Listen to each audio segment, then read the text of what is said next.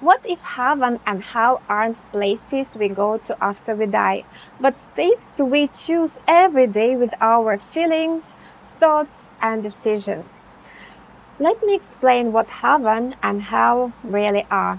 Not somewhere out there, but right here, inside us. So now I'm going to explain what heaven and hell are. Of course, I don't know anything about life after death, or where exactly heaven and hell are in that sense, but I do know where they are here in this life, in the choices we make every day. Look, imagine that with each choice we make, our feelings, emotions, and thoughts, we are choosing the next event in our life. Let's say we take the lowest branch on the scale. A person living on the lowest vibration of feelings. Things like guilt, self-pity, despair, all that stuff. You can look at a vibration scale. It shows everything clearly. It's called the scale of human vibrations. Here, a person on the lowest branch will choose for themselves illness, serious theft, betrayal, poverty. Yes, completely by their own choice. Alcoholism might also be a part of this, and other similar problems. The next branch up is a little higher in vibration, but still considered the lower part of the scale. This is anger and aggression. Here, a person directs destructive feelings not inward, but seemingly outward. In reality, though, it's still self-destructive. They might feel a little better than on the lowest level, but with their anger and aggression, they choose events that will make them angry. They are choosing this themselves.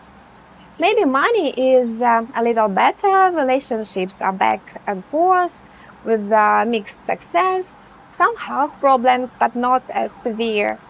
We all know how anger and aggression manifest in different parts of life. Now, moving up to the middle line, let's call it acceptance. A person here is somewhat more in tune with the people around them, mostly focusing on their own life. They don't waste energy on anger, envy, or criticism anymore. They stop judging and criticizing others and focus on their own life, which leads them to a more or less harmonious world. Events chosen are comfortable, predictable, and stable.